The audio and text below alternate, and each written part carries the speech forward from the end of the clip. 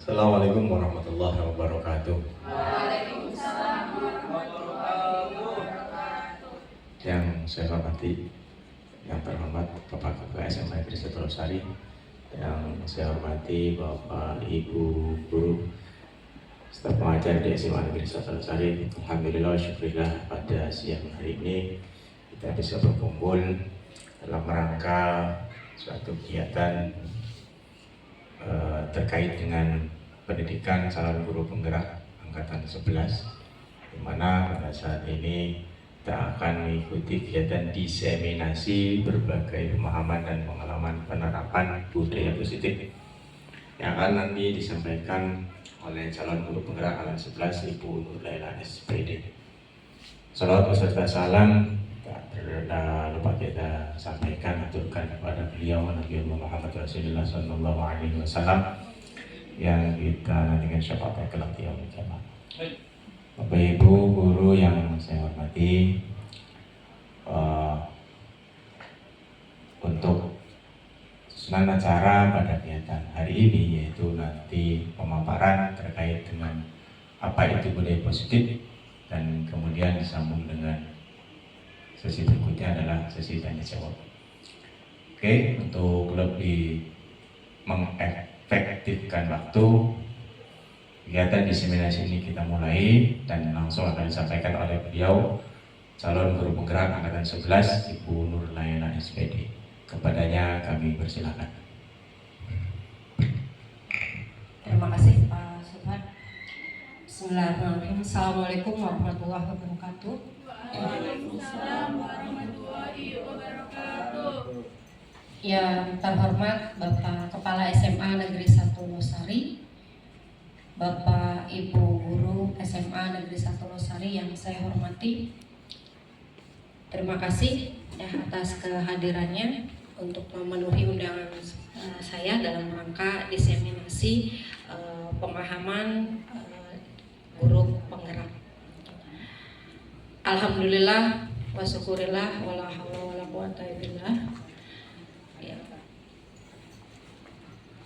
Kita bersyukur pada kesempatan kali ini kita diberi nikmat sehat dan nikmat bisa berkumpul di sini ya dalam rangka untuk sama-sama mempelajari ilmu yang mudah-mudahan nanti bisa kita manfaatkan untuk memajukan SMA Negeri 1 Losari. Salawat dan salam tak lupa kita curah limpahkan kepada junjungan kita Nabi Muhammad SAW, yang mudah-mudahan dengan salawat kita kelak kita akan mendapat syafaat beliau. Bapak Ibu, punten saya izin share mendiseminasikan pemahaman saya yang sudah saya dapatkan di pendidikan guru penggerak angkatan 11.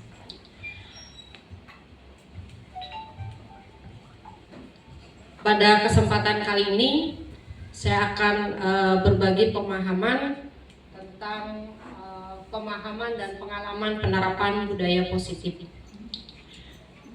Itu saya sebagai calon guru penggerak angkatan 11 SMA Negeri 1 Losari di Provinsi Jawa Barat. Next, Pak.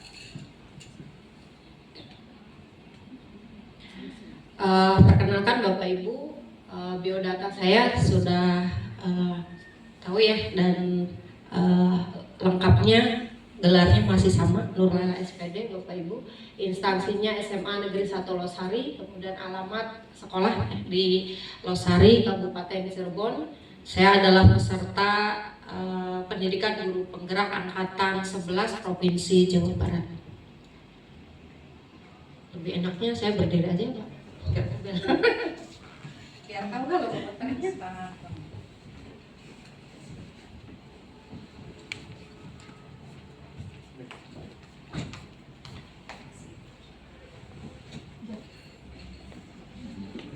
Bapak Ibu, pada kegiatan kali ini nanti susunan acaranya itu adalah yang pertama kita berdoa dulu, kemudian yang kedua tujuan kegiatan, ketiga itu materi dan tanya jawab, dan yang keempatnya penutup.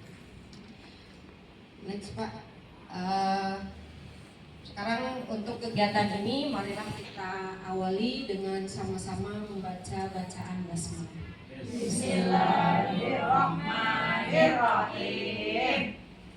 Ya, semoga dengan bacaan basmalah tadi kegiatan kita kali ini bisa dilancarkan. Amin. Kemudian untuk tujuan kegiatan yang pertama itu melakukan pengimbasan tentang materi budaya positif kepada rekan guru SMA Negeri 1 Losari. Kemudian yang kedua bersinergi dengan semua komponen sekolah untuk menciptakan budaya positif di lingkungan SMA Negeri 1 Losari. Sebelum kita mulai masuk materi, kita ini dulu ya, kita fokuskan dulu dengan ice breaking. Ice breaking ya Bapak Ibu, bukan es krim. Harapan ini aja yang paling mudah yang biasa kita lakukan ke anak ya, mungkin anak juga biasanya hafal, pakainya hello hi. Tahu ya Bapak Ibu? Jadi hello hi itu kalau saya bilang hello, Bapak Ibu bilangnya hi. Kalau saya bilangnya hai, Bapak Ibu hello. Oke, bisa dipahami ya. Kita coba dulu. Halo. Hai. Hello. Halo, halo. Hai, hai.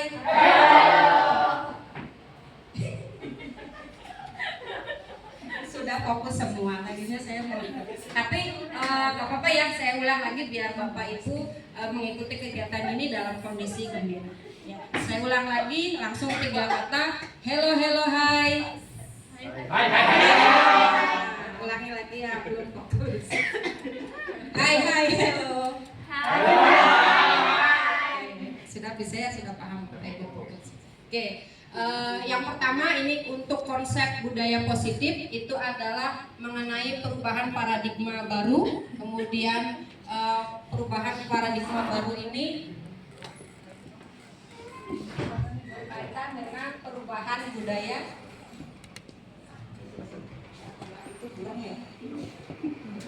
Kemudian yang kedua itu disiplin positif yang nantinya digunakan sebagai posisi kontrol guru. Kemudian nilai-nilai kebajikan ini nanti dikaitkan dengan keyakinan kelas. Dan yang terakhir itu segitiga restitusi itu sebagai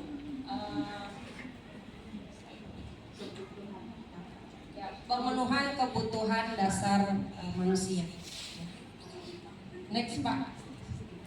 Untuk pembelajaran dengan paradigma baru, ini pembelajaran dengan paradigma baru merupakan pembelajaran yang dirancang berdasarkan prinsip pembelajaran berdiferensiasi sehingga para peserta didik belajar sesuai kebutuhannya berdasarkan tahap perkembangan sesuai teori psikologi modern untuk mewujudkan profil pelajar Pancasila. Nah, itu profil pelajar Pancasilanya itu tidak terlihat ya Bapak Ibu, mohon maaf. Ini salah kabelnya atau salah laptopnya? Nah, ya, untuk profil pelajar Pancasila itu yang pertama tentunya beriman dan bertakwa, kemudian kabelnya ya.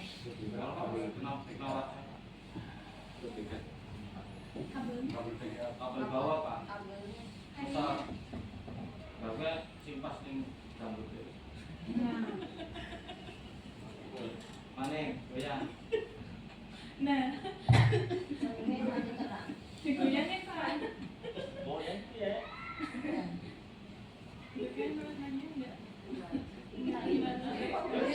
Sudah ya Bapak Ibu. Nah, itu untuk profil pelajar Pancasila yaitu diantaranya beriman dan bertakwa, bergotong royong, kreatif, mandiri, inovatif, dan bernalar kritis. Next Pak. Untuk paradigma perubahan ini kita umpamakan pada cobalah buka. Misalkan tugas A adalah mengepalkan salah satu tangannya Coba bayangkan bahwa Anda menyimpan sesuatu yang sangat berharga di dalam kepalan tangan Anda. Anda perlu menjaga benda tersebut sekuat mungkin agar sekuat tenaga Anda, karena begitu pentingnya untuk kehidupan Anda. Tugas B adalah mencoba dengan segala cara untuk membuka kepalan tangan A, dan B boleh membujuk, menghardik, mengintimidasi, memarahi, menggoda, menghardik, bahkan menawari A uang agar A bersedia membuka kepalan tangannya. Jadi bisa dibayangkan ya Bapak Ibu, misalkan saya menggenggam emas berapa kilo nih? Nah, kemudian ini saya genggam. Nah, nanti misalkan Ibu Teti atau Bu Neneng itu berusaha membuka kepalan saya biar emasnya merojol. Tapi dengan berbagai cara, dengan rayuan, bujukan, apalagi ya. Nah, itu dengan cara menghardik dan sebagainya. Pokoknya saya berusaha mempertahankan kepalan tangan itu. Nah, kemudian next Pak. Nah, kemudian apakah A atau B yang membuka kepalan tangan A? Mengapa A alasan A? Apa alasan A atau B yang membuka kepalan tangan A? Apakah A atau B yang tetap menutup kepalan tangan A? Mengapa? Apa alasan A atau B tetap menutup kepalan tangan A? Nah, dalam kegiatan ini sesungguhnya siapa yang memegang kendali atau kontrol untuk membuka atau menutup kepalan tangan? Jadi belum tahu siapa yang kuatnya atau siapa yang ini. Yang pokoknya A dan B saling berebut. Yang B minta membuka kepalan tangan, yang A-nya berusaha bertahan. Ya, itu perumpamaannya. Kemudian next Pak. Nah, ini masih tadi yang kita simpulkan, pada dasarnya semua tindakan atau keputusan bagaimana dari kontrol pikiran kita terhadap prinsip yang kita pegang teguh. Ketika kita berpegang teguh terhadap pendirian untuk tidak membuka kepalan tangan, maka kepalan tangan pun tidak akan dibuka. Tetapi ketika kita berusaha untuk mempengaruhi teman kita untuk membuka kepalan tangan kita, juga akan sulit untuk mempengaruhi teman kita. Jadi semula keputusan jadi semua keputusan ada pada kontrol kita masing-masing. Ya, jadi kalau tadi kontrol tenaga berkaitannya dengan tenaga ini. Jadi siapa yang ini kuat, nah itu yang bisa merebut atau bisa yang mempertahankan. Oke, Pak. Kemudian teori kontrol ini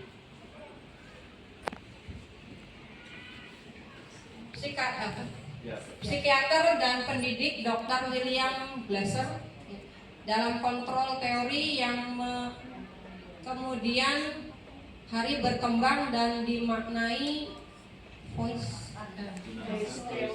choice theory, merumuskan beberapa konsepsi tentang kontrol. Yang pertama, ilusi guru mengontrol murid.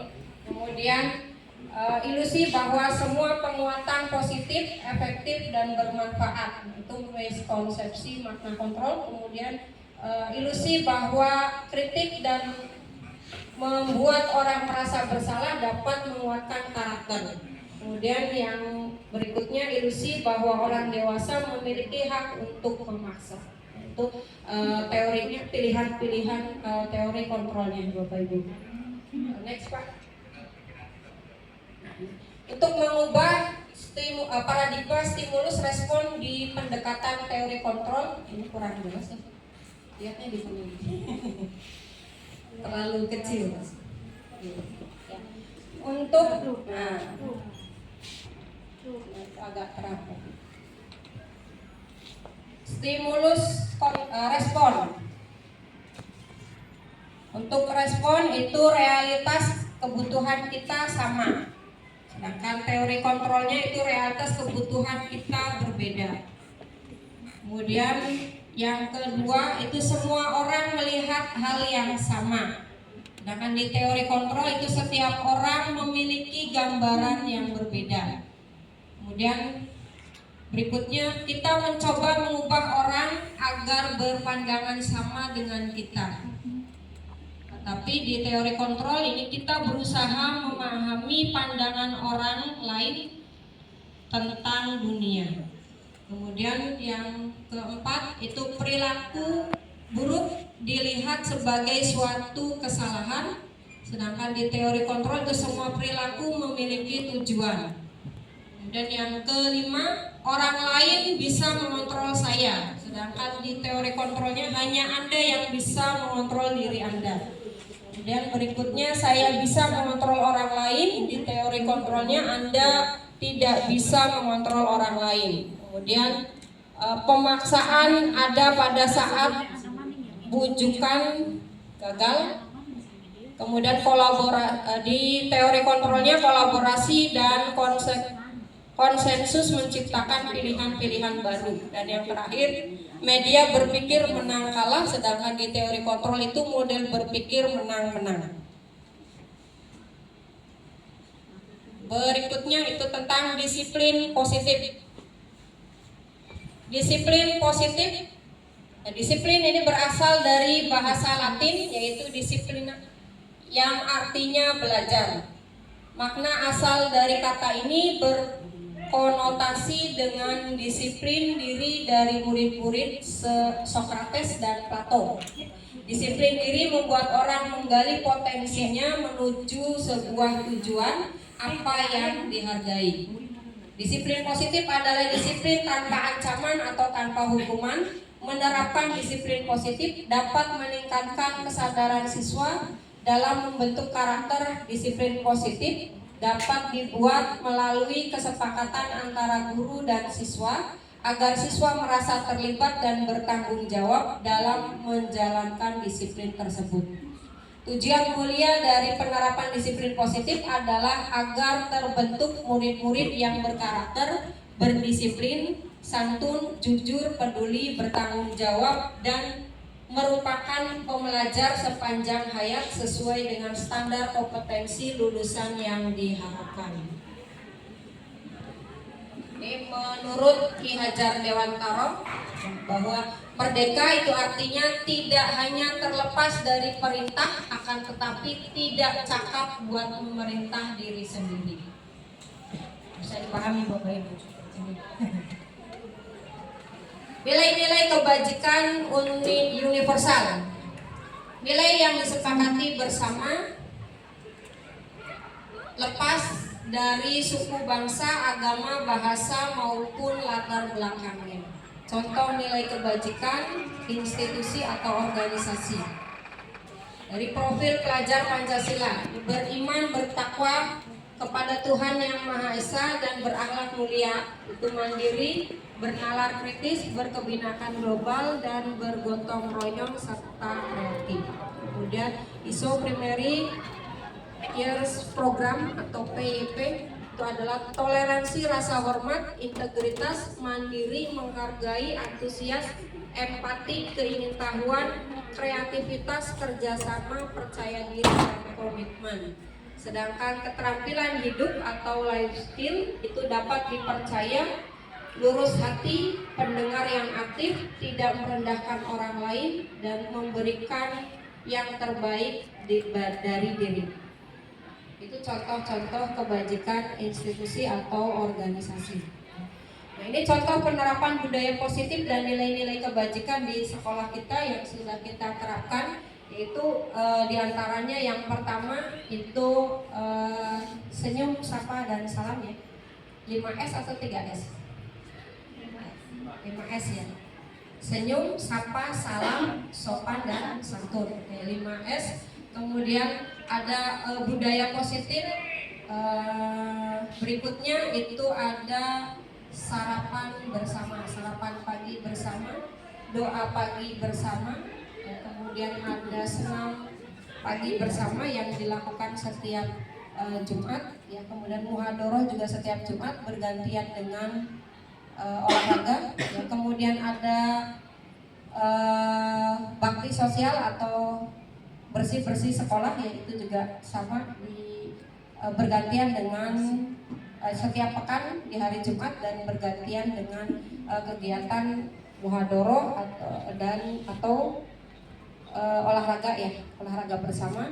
Kemudian ada budaya positif lainnya itu adalah membuang sampah pada tempatnya, dan lainnya itu juga meninggalkan sekolah tetap dalam kondisi bersih. Ya, itu ada setiap sebelum pulang itu melihat sampah itu harus dibawa dan dibuang di tempat sampah.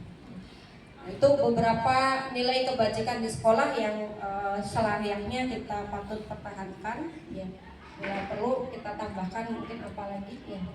Itu sudah ada beberapa budaya positif lainnya yang mungkin diantaranya mungkin ada yang belum disebutkan, yaitu pada saat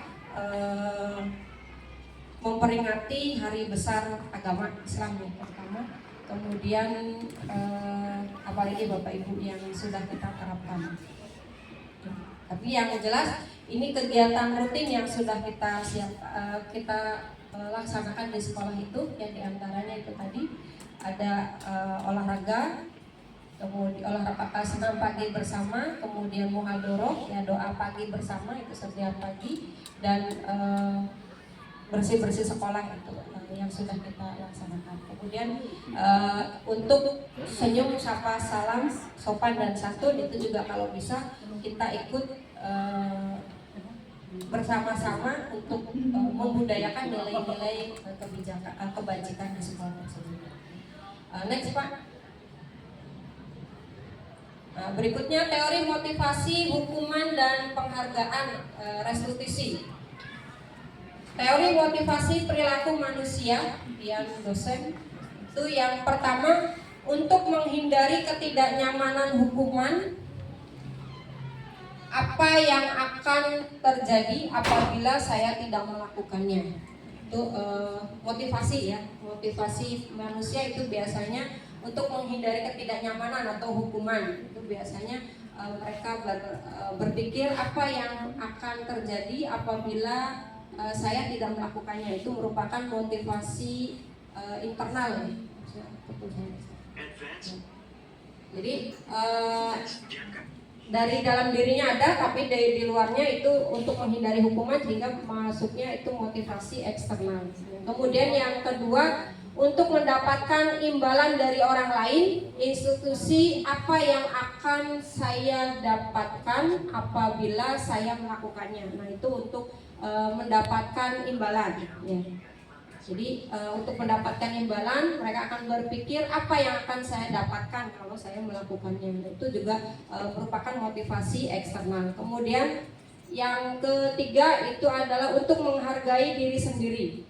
Itu konsepnya saya akan menjadi orang yang seperti apa bila saya melakukannya. Nah, itu adalah motivasi internal yang merupakan tujuan dari disiplin positif. Jadi diawali dari menghindari hukuman, kemudian berusaha mendapatkan imbalan. Nah, kalau misalkan mereka sudah ikhlas dengan sendirinya atau itu merupakan motivasi internal, itu sudah termasuk dalam tujuan budaya positif. Yang berikutnya Pak. Dihukum oleh penghargaan. Bahwa penghargaan berlaku sama dengan hukuman, dalam arti meminta atau membujuk seseorang melakukan sesuatu untuk memenuhi suatu tujuan tertentu dari orang yang meminta atau membujuk.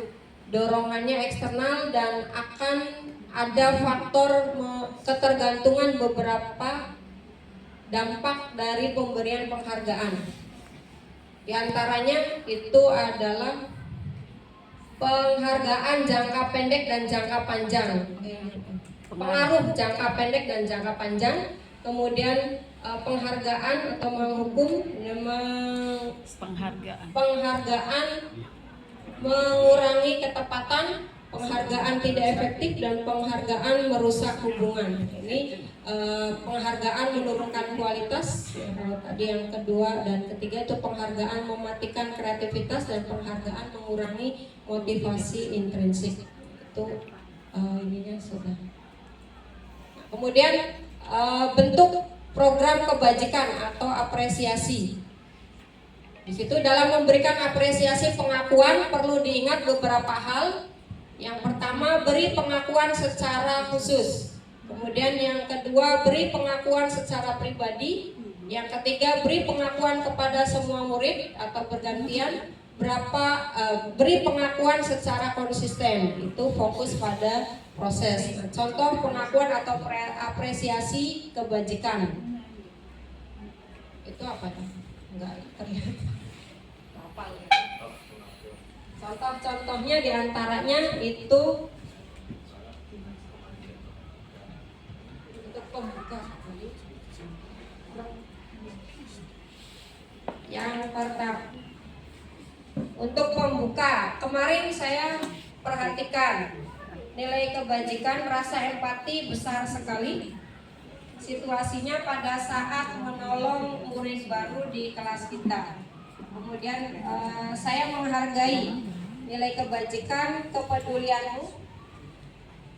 Kemudian di situasi pada saat kamu membantu teman-teman di tugas kelompok. Kemudian terima kasih untuk nilai kebajikannya, rasa tanggung jawabmu. Situasinya pada saat kamu memungut kertas-kertas yang berserakan di lantai. Jadi itu contoh-contoh pengakuan atau apresiasi kecil, contoh kecil. Kemudian untuk keyakinan kelas. Keyakinan kelas, ini mengapa keyakinan kelas mengapa bukan peraturan kelas? Jadi mungkin yang kita kenal selama ini adalah aturan kelas, tapi itu sebenarnya bisa dibuat untuk keyakinan kelas. Contohnya seperti ini.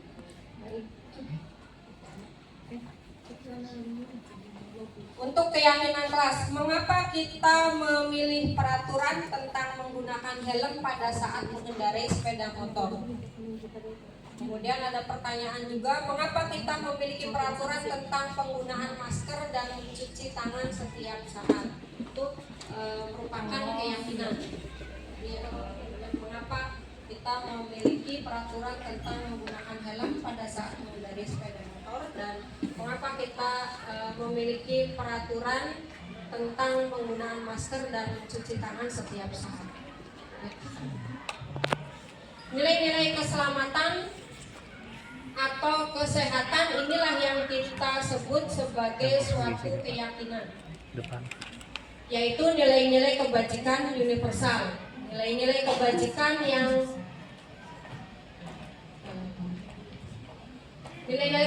yang tertanam pada keyakinan seseorang akan lebih memotivasi dari dalam, seorang akan lebih tergerak dan bersemangat untuk menjalankan keyakinannya daripada hanya sekedar mengikuti serangkaian peraturan tertulis tanpa makna. Murid-murid pun demikian, mereka perlu mendengar dan memahami arti sesungguhnya tentang peraturan-peraturan yang diberikan. Apa nilai-nilai kebajikan di balik peraturan tersebut? Apa tujuan utamanya? Agar mereka tidak hanya sekedar mengikuti serangkaian peraturan-peraturan tanpa memahami tujuan mulianya. Untuk pembentukan keyakinan kelas. Keyakinan kelas bersifat lebih abstrak daripada peraturan yang lebih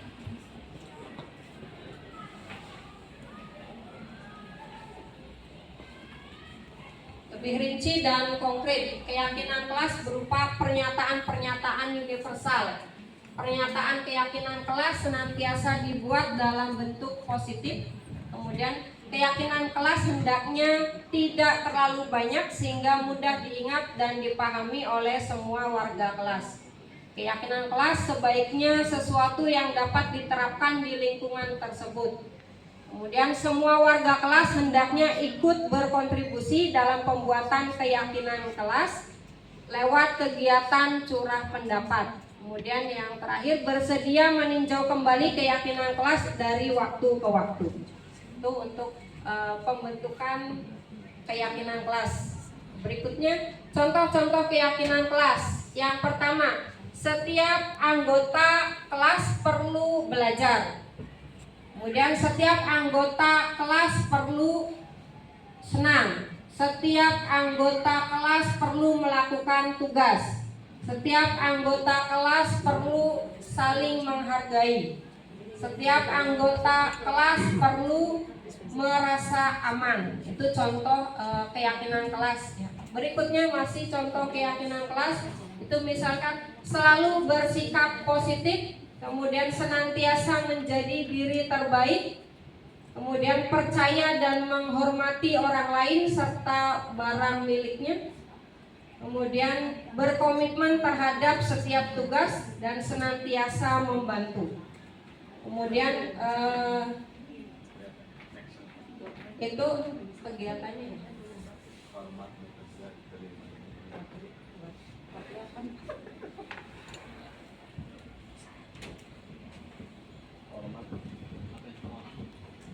Untuk hormat, kami meyakini bahwa sangat penting untuk menghormati semua orang dan barang milik orang lain. Kemudian bekerja, kami meyakini bahwa sangat penting untuk mengerjakan segala pekerjaan atau mengikuti kegiatan yang lain yang telah ditugaskan.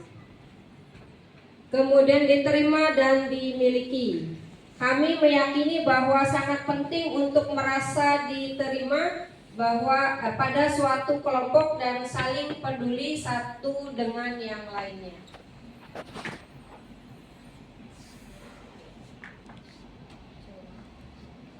Kemudian ini ada teori kebutuhan dasar manusia juga Bapak Ibu. Kebutuhan dasar manusia adalah segala sesuatu yang kita lakukan untuk mendapatkan apa yang kita inginkan. Seluruh tindakan yang kita lakukan itu memiliki tujuan tertentu dan semua usaha terbaik yang kita lakukan adalah dalam rangka agar kebutuhan dasar kita terpenuhi dengan baik. Itu ini kebutuhan dasar manusia. 5 kebutuhan dasar manusia itu yang pertama itu adalah kebutuhan terhadap hidup atau survival, adalah kebutuhan yang bersifat fisiologis untuk bertahan hidup, misalnya kesehatan, rumah, makanan, pakaian. Kemudian kebutuhan dasar manusia yang kedua itu adalah kebutuhan dasar untuk disayangi dan diterima, meliputi kebutuhan akan hubungan dan koneksi sosial, kebutuhan untuk memberi dan menerima kasih sayang dan kebutuhan untuk merasa menjadi bagian dari suatu kelompok. Kemudian kebutuhan yang ketiga itu adalah kebutuhan yang berhubungan dengan kekuatan untuk menjadi sesuatu, mencapai sesuatu, menjadi komponen, menjadi terampil, diakui atas prestasi dan keterampilan kita, didengarkan dan memiliki rasa harga diri. Kemudian kebutuhan yang keempat adalah kebutuhan untuk bebas, adalah kebutuhan akan kemandirian, otonomi, memiliki pilihan dan mampu mengendalikan arah hidup seseorang. Kemudian kebutuhan yang kelima itu adalah kebutuhan akan kesenangan, adalah kebutuhan untuk mencari kesenangan bermain dan tertawa, mencari kesenangannya. Jadi intinya 5 dasar kebutuhan manusia itu adalah survival, kebutuhan pokok, kemudian diterima dan dihargai, kemudian yang ketiga itu hubungan sosialnya, kaitannya dengan harga diri atau penguasaan. Kemudian kebutuhan yang keempat itu adalah tentang kemandirian, otonomi. Kemudian yang kelima itu adalah kesenangan. Next Pak. Dunia berkualitas. Dunia berkualitas adalah tempat khusus dalam pikiran, tempat menyimpan gambaran representasi dari semua yang diinginkan, bisa berisi orang-orang, hal-hal yang dan apa saja yang terbaik dalam hidup dan membuat merasa bahagia dan terpenuhi kebutuhan dasar. Kemudian kebutuhan dasar bersifat lebih umum dan universal, sedangkan dunia berkualitas itu lebih unik dan personal. Kemudian guru dapat membangun interaksi yang memberdayakan dan memerdekakan murid, maka murid akan meletakkan dirinya sendiri sebagai individu yang positif dalam dunia berkualitas. Next, Pak. Nah, ini ada 5 posisi kontrol guru. Yang pertama itu sebagai penghukum, kemudian yang kedua sebagai pembuat rasa bersalah, kemudian ada posisi sebagai teman, dan yang keempat itu sebagai pemantau, dan yang kelima itu bisa sebagai manajer. Itu 5 posisi kontrol guru. Jadi sebagai guru kita mau menempatkan posisi kita itu di mana tergantung dari konteksnya. Apabila ada misalkan kita mau memberikan penguatan terhadap kedisiplinan, itu mungkin perlu adanya kita bersikap sebagai penghukum. Kemudian yang kedua itu walaupun kita sebagai penghukum, itu alangkah baiknya kita sendiri yang mengingatkan mereka supaya mereka timbul sebagai merasa bersalah sendiri, ya, sebagai pembuat merasa bersalah. Kemudian ada kalanya kita juga sebagai guru harus bertindak sebagai teman, ya, supaya murid-murid kita juga merasa dihargai. Itu 5 posisi kontrol, ya, diantaranya ada juga sebagai pemantau. Manakala kita di dalam kelas itu juga kita berhak untuk memantau keadaan peserta didik kita itu seperti apa. Kemudian manakala kita harus membuat kebijakan atau mungkin keputusan, itu juga kita memposisikan diri sebagai manajer. Next. Nah, 5 posisi kontrol guru ini tadi keterangannya sebagai penghukum itu apabila ini dilakukannya itu dengan nada suara tinggi, kemudian bahasa tubuhnya, matanya melotot, dan jari menunjuk dan menghardik, ya. Jadi misalkan ada siswa yang terlambat, kemudian kita memarahinya dengan cara tadi melotot, menunjuk, kamu kesiangan, ya, seperti itu. Nah, itu berarti kita ada di posisi sebagai penghukum. Kemudian pembuat merasa bersalah, itu pada posisi ini biasanya guru akan bersuara lebih lembut, ya. Kemudian pembuat rasa bersalah itu akan menggunakan keheningan yang membuat orang lain merasa tidak nyaman, bersalah, dan rendah diri. Nah, biasanya contohnya seperti ini, misalkan ada siswa yang terlambat, kemudian kita ada di kelas misalkan, kemudian ada siswa yang terlambat. Nah, kemudian kebetulan di situ ada misalkan ada guru piket, ya, yang masuk ke kelas itu, kemudian misalkan karena kita menunggu siswa yang terlambat, akhirnya kita ditegur oleh guru piket itu tidak langsung mengajar, artinya tidak langsung melakukan pembelajaran, jadi kita dianggap ikut terlambat. Nah, itu kalau kita konfirmasikan, kita ngomong ke siswanya tersebut, nah itu kan ibu tadi menunggu kamu kumpul semua baru kita adakan pembelajaran bersama. Nah, dari situlah nanti siswa ini akan merasa bersalah, oh iya gara-gara saya jadi si guru ini ditegur oleh sang guru piket. Nah, itu posisi sebagai pembuat rasa bersalah. Kemudian yang ketiga itu sebagai pemantau. Posisi pemantau berdasarkan pada aturan pemantau dan konsekuensi dengan menggunakan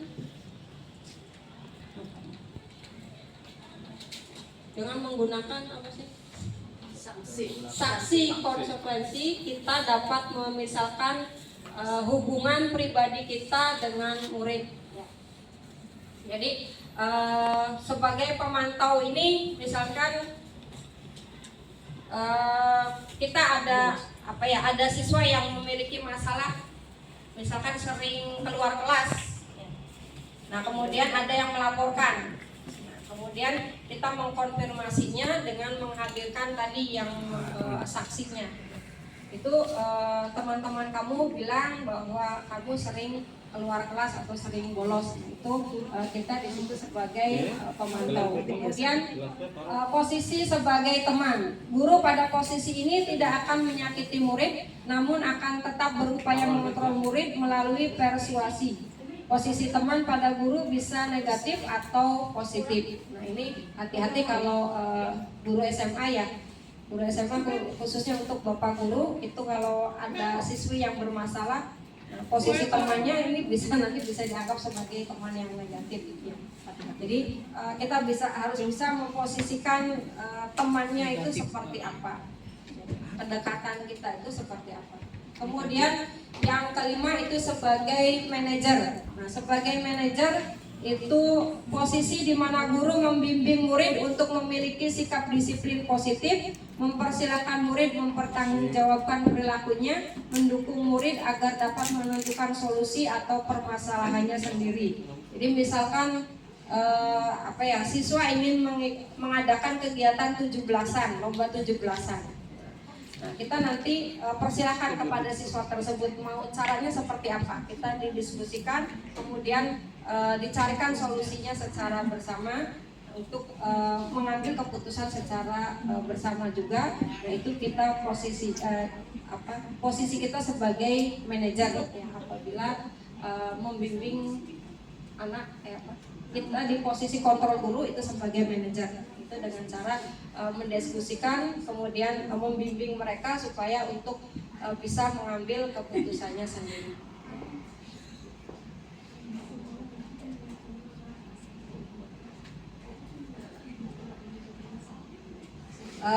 Ini untuk sebelum masuk kita pada teori hukuman, konsekuensi dan restitusi ya Bapak Ibu. Ini siangnya sudah agak bikin ngantuk ya Bapak Ibu. Jadi kita tunda dulu, kita ice breaking dulu. Es krim lagi. Es krimnya gimana Bapak Ibu supaya tidak ngantuk? Tepuk semangat. Pakainya tepuk. Tepuk apa Mi? Tepuk semangat. Atau apa? Tepuk, pakai tepuk aja ya. Tepuknya kalau tepuk pagi 1 kali. Kalau siang 2 kali. Sore 3 kali. Kalau malam setengah. Enggak ada tepuk. Iya setengah. Tidak ada tepuk. Oke, kita coba tepuk-tepuk pipi kanan, pipi kiri dulu Bapak. Bangun supaya tidak ngantuk ya. Oke, kita mulai. Kita coba tepuk pagi, tepuk siang, tepuk malam. Iya, setengah. Kalau malam setengah. Hening biar tidak ganggu orang istirahat. Oke, kita ulang lagi. Tepuk siang, tepuk sore, tepuk sore 3 kali.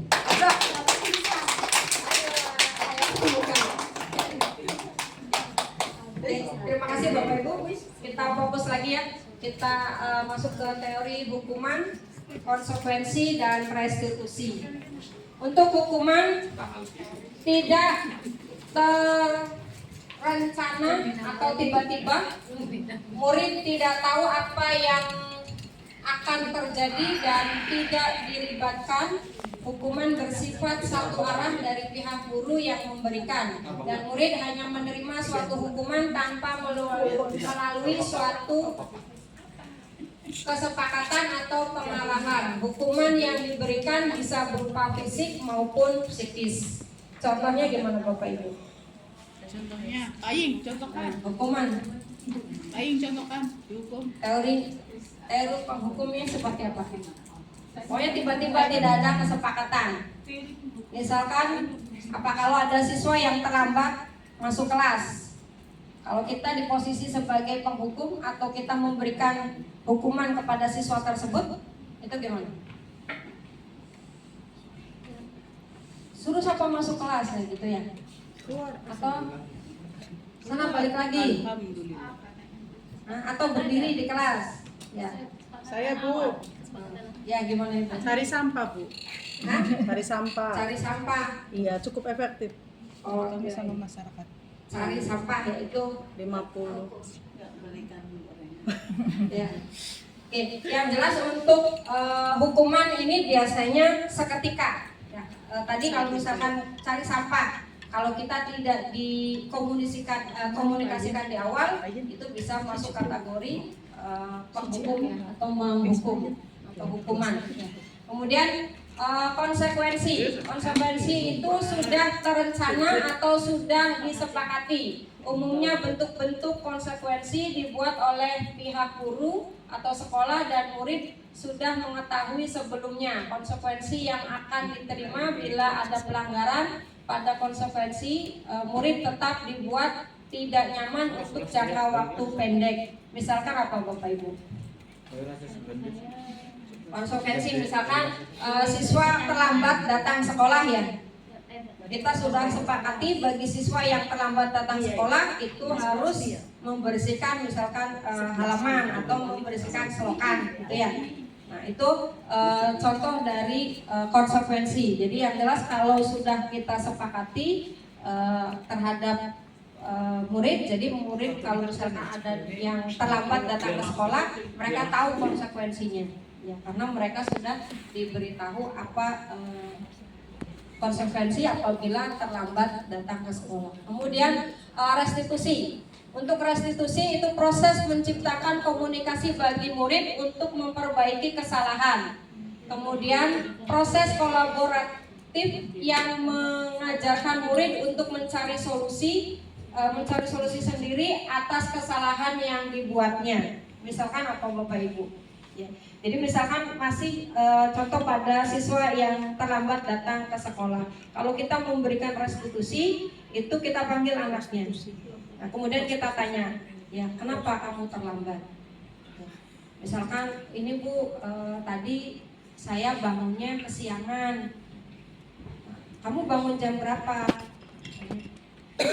Supaya kamu bisa bangun lebih pagi gimana caranya? Nah, maka anak itu akan berpikir, saya akan pasang alarm atau meminta tolong Bapak Ibu untuk membangunkan saya lebih pagi. Ya, jadi itu adalah bentuk restitusi. Jadi tidak langsung dimarahin. Jadi itu bedanya antara hukuman, konsekuensi dan restitusi. Jadi restitusi ini sebenarnya nanti tidak hanya tugas guru BK, jadi semua guru itu harus bisa memiliki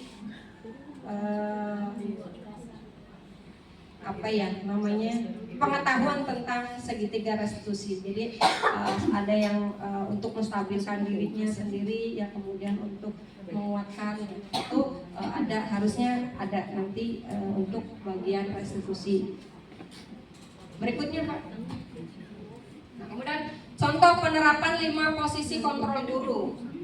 Kasus tadi siswa terlambat masuk kelas. Ya. Sebagai penghukum tadi berdiri di depan sampai jam pelajaran selesai. Itu apabila sebagai penghukum. Nah kalau sebagai pembuat merasa bersalah tadi berapa kali ibu atau bapak harus memberitahu kamu? Kamu selalu saja mengecewakan ibu atau bapak. Itu tadi karena guru itu misalkan terbiasa memulai pembelajaran itu setelah semua siswa masuk, ya.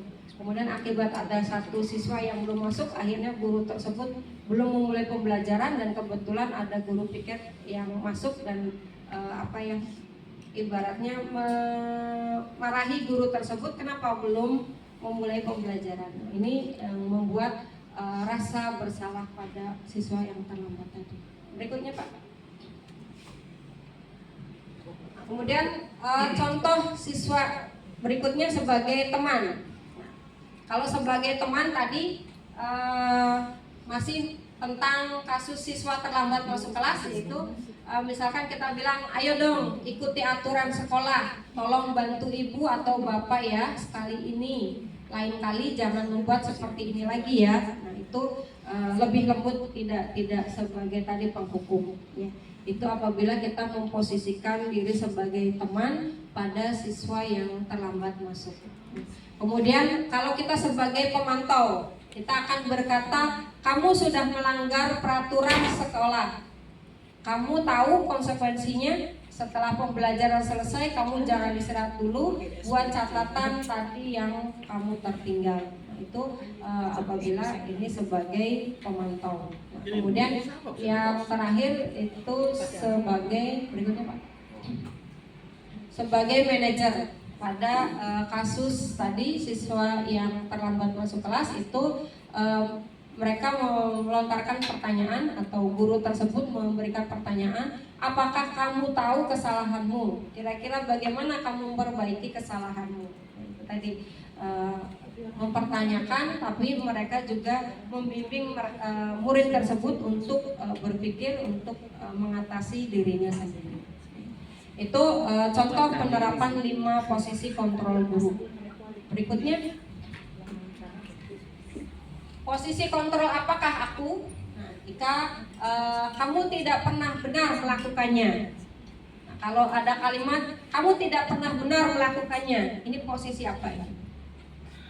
Kira-kira tadi ada sebagai penghukum, ada sebagai pembuat rasa bersalah, ada sebagai teman, ada sebagai pemantau, ada sebagai manajer. Nah, kalau kata-katanya misalnya kamu tidak pernah benar melakukannya, ini berarti sebagai merasa bersalah. Sebagai pembuat rasa bersalah. Ya, itu. Kemudian berikutnya Pak. Misalkan kamu tidak pernah benar melakukannya, nah, itu sebagai Penghukum. disalah karena tidak tahu, tidak disepakati sebelumnya. Berikutnya, jika posisi kontrol posisi kontrol apakah aku? Jika kalimatnya seperti ini, kamu tidak akan mendapatkan nilai jika kamu tidak mengerjakan tugas.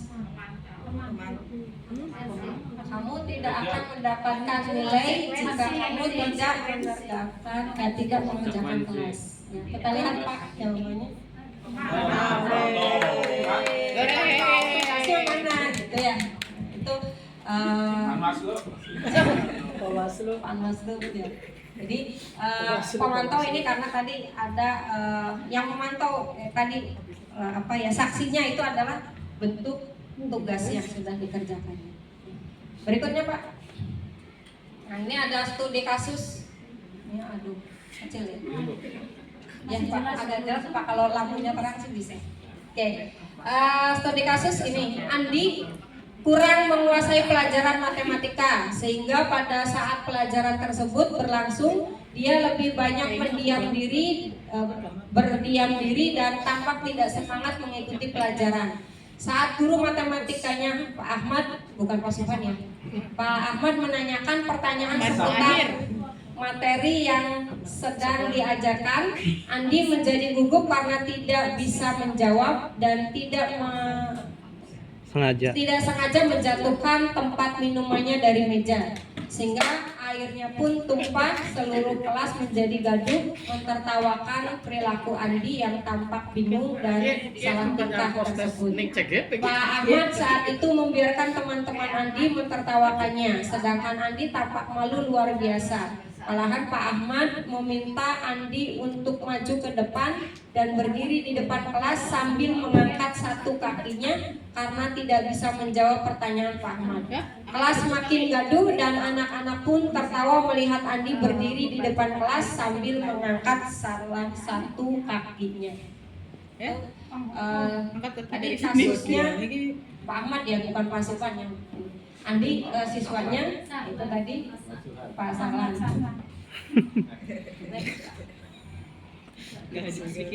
Pertanyaannya, apakah Anda setuju dengan tindakan Pak Ahmad terhadap Andi? Tidak.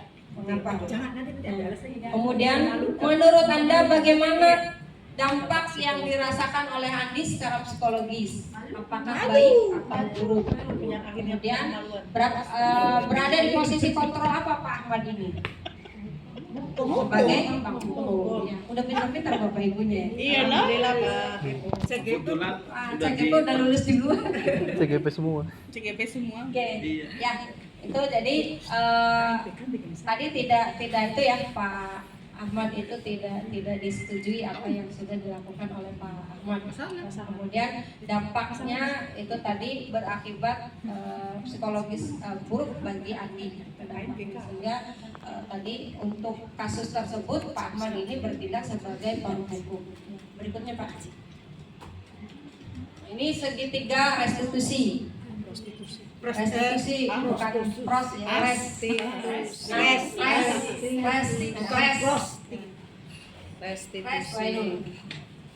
Upaya mendisiplinkan siswa dengan cara siswa sendiri yang menyelesaikan masalahnya dan membuat mereka bertindak sesuai dengan keinginannya. Ideal yang didasarkan pada keyakinan kelas. Ya. Jadi untuk segitiga restitusi itu ada menstabilkan identitas, kemudian menanyakan keyakinan, dan yang ketiga itu validasi tindakan yang salah. Ya.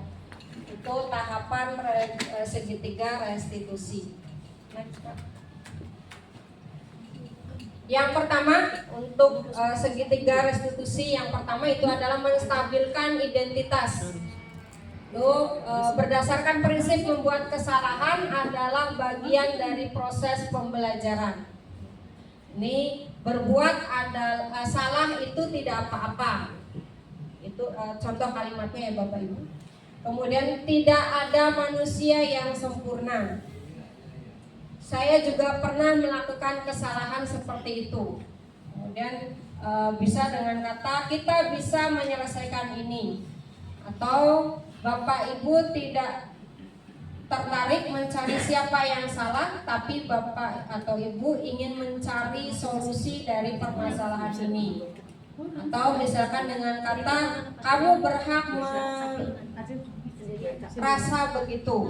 Kemudian yang terakhir ini bisa juga apakah kamu sedang menjadi teman yang baik buat dirimu sendiri. Itu beberapa contoh kalimat yang untuk menstabilkan identitas. Berikutnya. Kemudian contoh validasi tindakan yang salah. Kalimat-kalimat validasi tindakan yang salah itu misalkan berdasarkan prinsip setiap perilaku berupaya memenuhi suatu kebutuhan. Itu bisa dibuat dengan kalimat padahal kamu bisa melakukan yang lebih buruk dari ini ya. Kayak Bu Ainun tuh tipenya. Kalimat validasi gitu. Ada gak sih yang lebih bisa heboh kayak gitu kan biasanya untuk validasi tindakannya ya. Kemudian bisa juga kamu pasti punya alasan mengapa melakukan hal itu. Kemudian bisa juga kamu patut bangga pada dirimu sendiri karena kamu lebih telah melindungi sesuatu yang penting buatmu. Kemudian bisa juga kamu boleh mempertahankan sikap itu, tapi kamu harus menambahkan sikap yang baru. Itu untuk contoh validasi tindakan yang salah. Menanyakan keyakinan. Tindakan restitusi yang ketiga itu adalah menanyakan keyakinan berdasarkan prinsip teori kontrol bahwa pada dasarnya kita termotivasi secara intrinsik. Nah, ini bisa dengan kalimat apa yang kita percaya sebagai kelas atau keluarga. Kemudian bisa juga apa nilai-nilai umum yang kita telah sepakati, atau bisa juga apa bayangan kita tentang kelas yang ideal. Kemudian bisa juga kamu mau jadi orang yang seperti apa. Itu untuk meyakinkan, menanyakan keyakinan. Berikutnya, restitusi adalah sebuah upaya untuk membuat siswa mampu mengevaluasi diri mereka sendiri agar menjadi manusia yang baik sesuai dengan nilai-nilai kebajikan universal, dan sebuah upaya agar setiap kesalahan yang dilakukannya menjadi bahan pembelajaran agar dirinya menjadi lebih baik, menjadi lebih kuat karakternya, dan penghargaan pada diri mereka sendiri pun menjadi bertambah. Dengan penjelasan di atas diharapkan budaya positif di sekolah dapat terwujud dan sekolah sebagai tempat menyemai benih kebudayaan atau pembentukan karakter, bukan hanya sebagai mimpi indah yang hanya menjadi cerita indah dalam buku-buku teks pelajaran. Next. Itu Bapak Ibu beberapa pemahaman yang saya terima di pendidikan guru penggerak. Selanjutnya dipersilakan Bapak Ibu untuk barangkali ada pertanyaan apa yang tadi sudah disampaikan. Maka nanti dikoordinir dulu oleh Pak Susan. Beri tepukan yang gemuruh buat terima kasih kepada Ibu Nur Laila SPD yang telah menyampaikan materi diseminasi calon guru penggerak tentang disiplin positif. Saya kira setelah menerima atau mendengarkan, menyimak dengan seksama, timbul benih-benih pertanyaan yang akhirnya menjadi buih-buih gejolak pertanyaan. Oke, maka dari itu saya persilahkan untuk memberikan pertanyaan.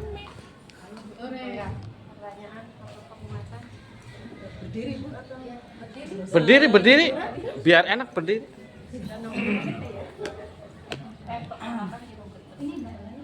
Perkenalan dulu. Assalamualaikum warahmatullahi wabarakatuh, Ibu. Waalaikumsalam. Nama saya Ainun Nadiro, Ibu. Saya mengajar mata pelajaran sosiologi. Pertanyaan yang pertama adalah budaya positif apa yang sudah diimplementasikan di SMA Ain 1 Losari, Bu? Yang kedua, sejauh mana keberhasilannya? Bagaimana kita mengukur tingkat keberhasilan itu, Bu? Sepertinya yang Ibu paparkan tidak menunjukkan, tidak secara spesifik budaya-budaya positif yang ada baru secara global, Bu. Jadi saya secara pribadi ingin menanyakan budaya-budaya positif apa yang sudah diimplementasikan di SMA Negeri 1 Losari. Yang kedua, sejauh mana itu sudah berhasil. Terus yang ketiga, bagaimana kita mengukur tingkat keberhasilan itu. Terima kasih, Bu. Assalamualaikum warahmatullahi wabarakatuh. Waalaikumsalam warahmatullahi wabarakatuh. Oke, apa dari Ibu Nur Laila langsung menjawab, Bapak kita akan dulu pertanyaan karena cukup banyak, satu orang tadi pertanyaannya 3. Langsung, Bu. Ya, terima kasih Bu Ainun atas pertanyaannya, yang berarti itu sudah menyimak dan berusaha untuk memvalidasi apa yang sudah saya sampaikan dengan kenyataan. Ya. Seperti yang kita ketahui Bapak Ibu, untuk penerapan budaya positif yang sudah kita lakukan di sekolah kita, Bapak Ibu sudah mengetahuinya apa saja. Yang pertama itu adalah doa pagi bersama. Ya. Doa pagi bersama itu kita sudah laksanakan setiap hari, ya kecuali di hari Senin. Ya. Kalau sesuatu yang sudah terbiasa dilakukan, apakah itu sudah disebut budaya, Bapak Ibu? Sudah membudaya? Sudah ya, berarti itu sudah dilakukan, yaitu doa pagi bersama. Ya. Kemudian apalagi yang sudah intens atau yang sudah sering kita lakukan, Bapak Ibu? Misalkan setiap Jumat pagi, ya, Jumat pagi itu yang sudah intens atau sudah biasa kita lakukan itu antara muhadharah, ya.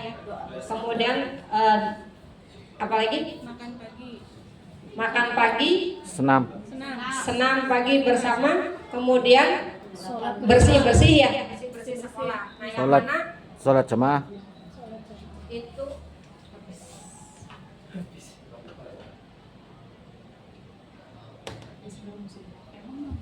ya, yang mana keempat kegiatan itu tadi sudah kita biasa kerjakan, hanya karena waktunya itu setiap Jumat, minggu pertama, minggu kedua, minggu ketiga, dan minggu keempat, ya Bapak Ibu, ya. Itu sudah rutin kan dilaksanakan? Sudah ya. Nah, itu berarti sudah menjadi budaya positif yang perlu kita terus lestarikan. Kemudian berikutnya, sholat berjamaah. Sholat berjamaah masih Bapak Ibu? Masih ya. Tapi mungkin karena yang perempuan kadang ada yang berhalangan, mungkin kita tidak tahu. Ya.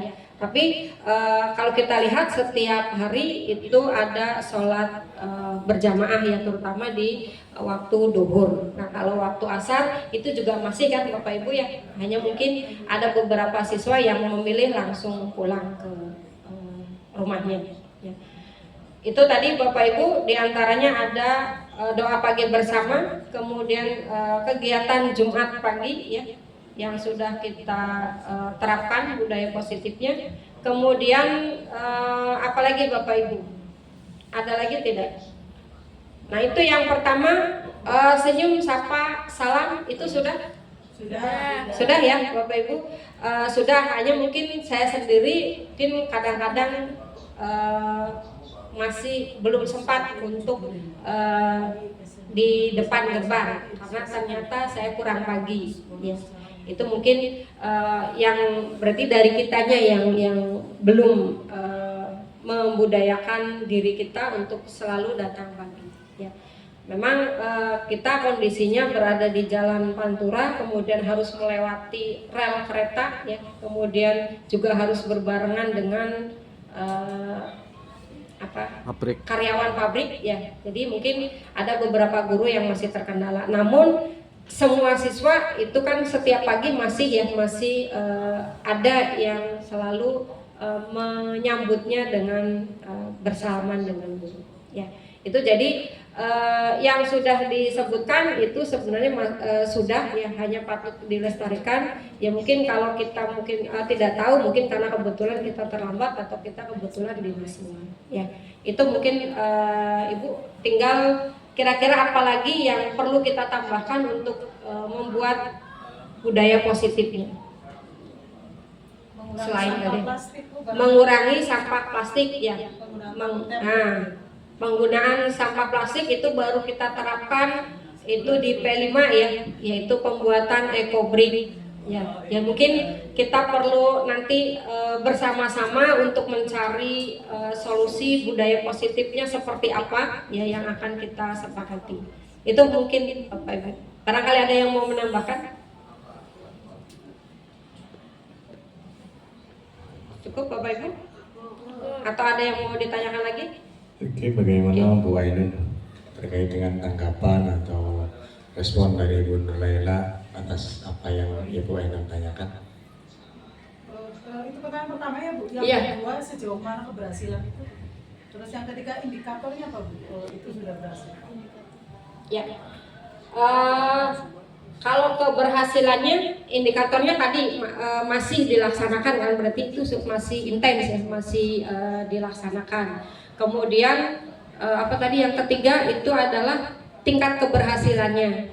Nah, kalau tingkat keberhasilannya karena ini merupakan budaya positif sekolah dan di sekolah itu selalu ada walaupun bukan kita ya. Jadi itu sudah dianggap berhasil karena tidak ada waktu tidak pernah terputus. Misalkan doa pagi hari ini selesai. Nah, karena kalau kita lihat walaupun kondisinya hujan itu tetap berjalan, tapi mungkin tempatnya yang di koridor bukan di lapangan ya itu.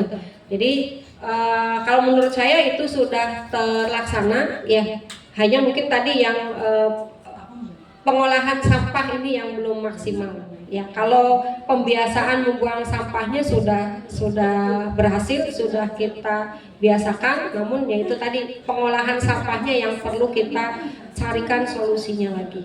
Itu Bu Ainun. Ya. Terima kasih Bu Ainun dan terima kasih juga Ibu Laila yang telah memberikan. Berikutnya barangkali Bapak Ibu yang lain ingin memberikan pernyataan atau pertanyaan. Kami persilahkan. Kuliah tadi mana? Barangkali ada yang memahami tadi restitusi atau apa restitusi.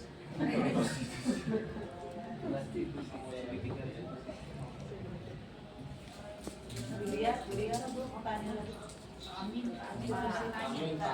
Silakan Bapak pakai peci. Mic-nya Bos. Oh iya.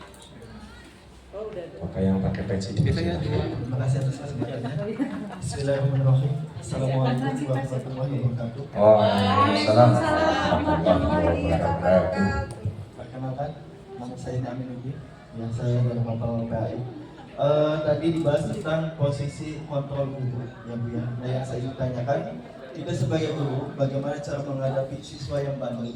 Jadi beberapa kali siswa tersebut melanggar aturan, bahkan juga mungkin melanggar kesepakatan kelas kayak gitu ya. Nah, tapi siswa tersebut itu susah untuk diatur dan berkali-kali kayak itu, jadi tidak ada kapok-kapoknya. Nah, bagaimana posisi kita sebagai guru? Apakah kita harus memberikan sanksi atau gimana? Nah, itu posisi kontrol gurunya itu gimana, Ibu? Sekian dari saya, terima kasih. Wassalamualaikum warahmatullahi wabarakatuh. Waalaikumsalam warahmatullahi wabarakatuh. Dipersilahkan untuk Bu Raina menanggapi pertanyaan dari Pak Aminuddin. Ya, terima kasih Pak Aminuddin, pertanyaan yang sangat baik ya.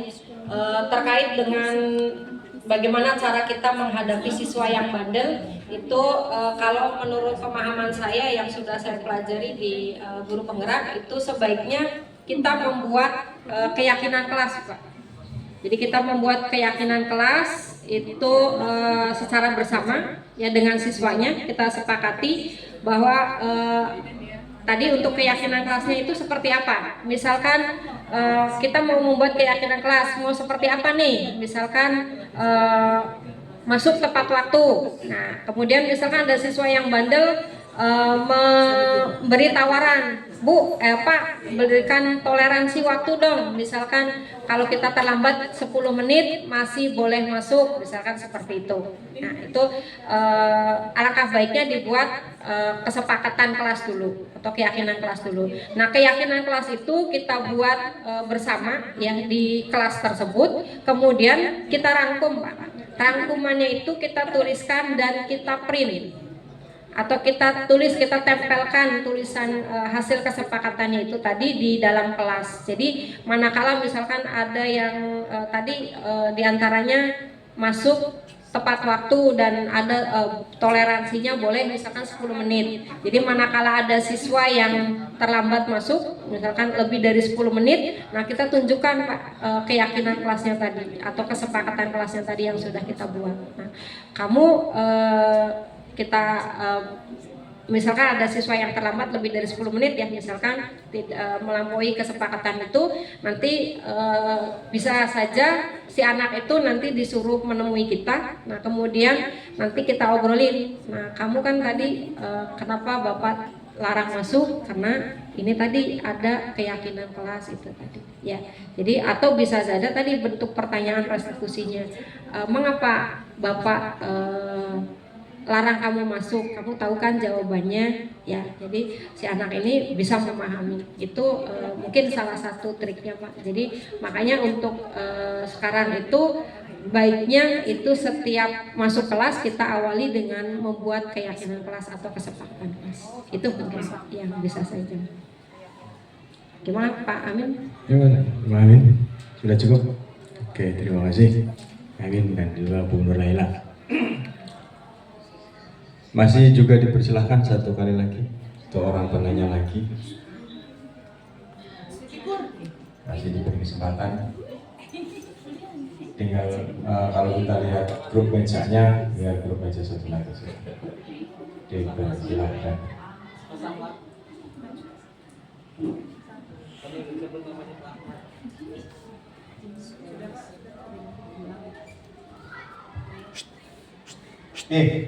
Sudah ada pertanyaan ternyata. Ternyata ada pertanyaan. Baik Bapak, terkadang untuk mendisiplinkan siswa, guru masih memberikan hukuman atau sanksi dengan tujuan agar jerah dan tidak mengulangi kesalahan lagi. Padahal hal tersebut berlawanan dengan teori kontrol. Bagaimana Teori? sikap kita jika di sekolah kita masih ada guru yang seperti itu? Bangga Bu Nur Laila, bagaimana ketika ada seseorang guru yang teori kontrolnya jadi penghukum? Oke, terima kasih Ibu Siti Kurnia, pertanyaan yang sangat baik sekali ya. pertanyaan kan berarti bagaimana kalau ada rekan kita kalau ada rekan kita yang ternyata masih memberikan hukum atau masih bertindak sebagai penghukum gitu ya ini kalau menurut saya itu ibu diseminasikan aja lagi tuh ibu tersebut ya. Jadi Bapak Ibu di sini kan tadi paham ya mengenai bagaimana kalau kita sebagai penghukum, kemudian sebagai tadi pemantau atau mungkin sebagai teman, itu kan ada kalimat-kalimat yang mungkin kita bisa pergunakan ya. Jadi kalau misalkan ada rekan kita yang ternyata belum masih suka memberikan hukuman kepada siswa, itu mungkin kalau menurut saya silakan saja Ibu atau Bapak ini sekarang itu sebaiknya tidak boleh seperti ini lagi karena berdasarkan 5 kebutuhan dasar manusia itu pada hakikatnya semua orang itu ingin dihargai ya. Mungkin bisa saja itu juga ingin dihargai karena bisa saja kesalahan itu dilakukan secara tidak sengaja. Maka alangkah baiknya Ibu bisa menstabilkan dulu atau memvalidasi dulu apakah tindakannya itu sudah memang sengaja atau tidak. Itu yang bisa dilakukan. Baik Ibu, terima kasih. Terima kasih bagi Bapak Guru. Alhamdulillah hanya sudah ada 3 penanya, saya kira cukup. Sebagai penutup kegiatan diseminasi ini, kami persilahkan untuk Bunda Nela mengucapkan closing statement terkait dengan disiplin positif. Ya. Terima kasih Pak Subhan. Oke, Bapak Ibu, untuk terkait dengan diseminasi budaya positif ini, mungkin kita bisa membuat hal-hal yang positif itu secara kontinu sehingga bisa melahirkan budaya positif. Mulailah dari diri kita, mulai dari yang kecil supaya kita juga bisa memberikan arahan atau memberikan efek positif kepada sekolah kita. Demikian Bapak Ibu yang bisa saya sampaikan, semoga bermanfaat dan saya akhiri wabillahi taufik wal hidayah. Wassalamualaikum warahmatullahi wabarakatuh. Waalaikumsalam warahmatullahi wabarakatuh. Terima kasih. Kegiatan diseminasi ini telah terlaksana dengan baik, sudah disampaikan materinya. Mudah-mudahan apa yang telah disampaikan oleh Bu Nur Laila dapat kita pahami dan tadi kata sedikit demi sedikit kita belajar untuk menjalankannya hal-hal yang positif sehingga dapat menjadi budaya positif. Tak ada gading yang tak retak. Semua gading akan retak. Jadi karena saya bukan ahli pantun, jadi cukup pilihan dari saya. Terima kasih. Assalamualaikum warahmatullahi wabarakatuh.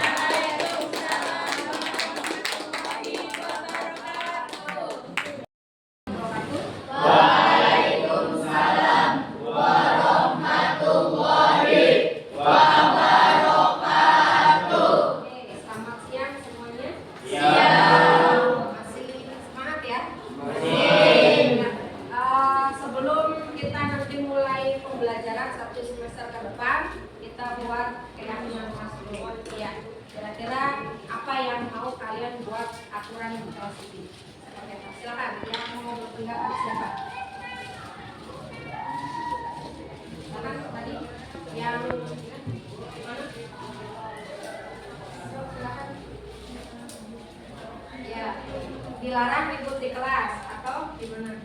Tidak ngobrol dalam jam pelajaran. Tidak boleh mengobrol di jam pelajaran. Keprihatinan yang pertama, tidak boleh ngobrol selama pelajaran. Tapi kalau diskusi wajib ya? Ya. Boleh diskusi. Oke. Kemudian yang kedua, ya? Tidak bermain HP di kelas. Tidak. Pada saat belajar. Tidak boleh memainkan HP di kelas. Bermain HP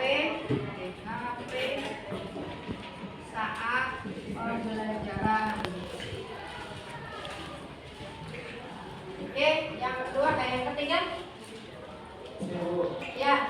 Tidak boleh makan dan minum. Tidak boleh makan dan minum. Berarti apa? Sampahnya juga ya? Nah, mana? Apa? Tidak boleh makan minum dan tetap menjaga kebersihan sah. Oke. Tidak boleh makan atau minum Ngalih beli oke ngalih beli. Ngalih beli. selama pembelajaran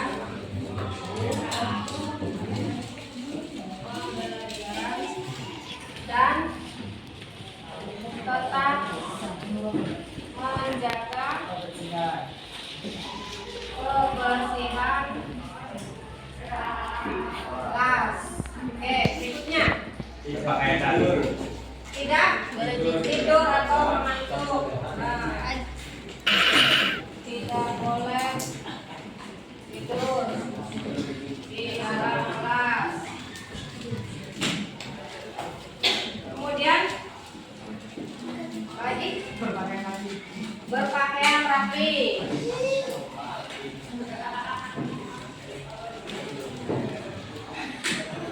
Rapi dan sopan ya. Ya, Bu. Oke, kemudian gimana? Apalagi?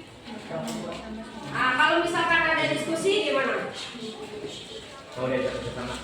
Boleh berpendapat, Saling menghargai. tapi saling menghargai.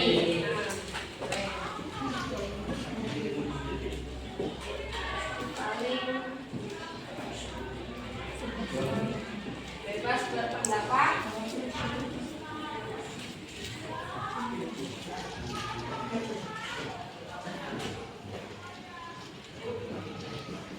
Namun tetap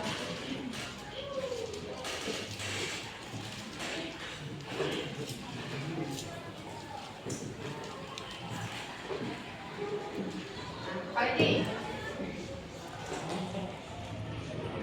Waktunya boleh terlambat? Atau mau ada toleransi waktu? Toleransi. Ada toleransi atau harus tepat waktu nih? Toleransi. Toleransinya 5 menit, 10 menit, 20 menit. 20 menit JP. 5 menit aja, Bu. 5 menit aja, 10 menit, 10 boleh 10 menit karena kalian di atas ya, kelasnya di atas biar tidak terlalu buru-buru menghindari kecelakaan. Boleh ya. Yang keenam, toleransi keterlambatan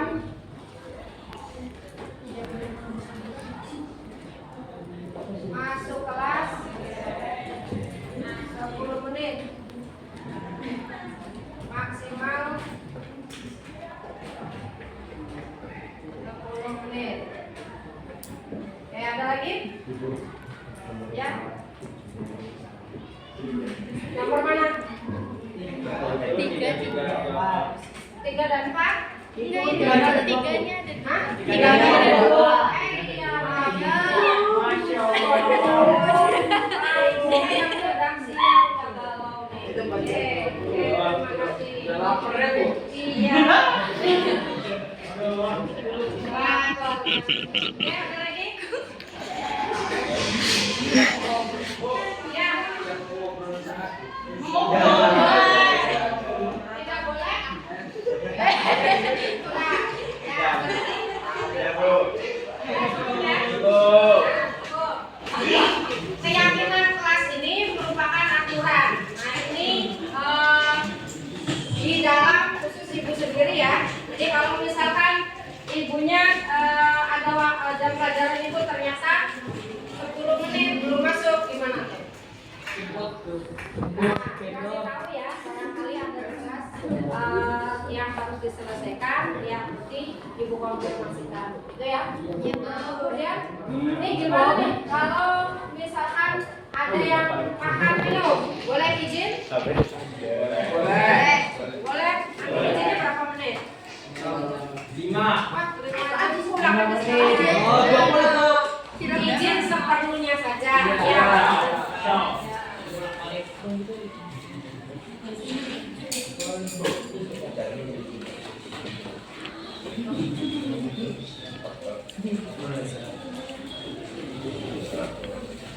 terima kasih. Ini apa yang keyakinan kelas nanti. Jadi mohon diingat pada saat pelajaran kimia apabila ada yang melanggar ini, itu berarti ada boleh saling mengingatkan, gitu ya. Oke, terima kasih. Sekian dulu. Assalamualaikum warahmatullahi wabarakatuh.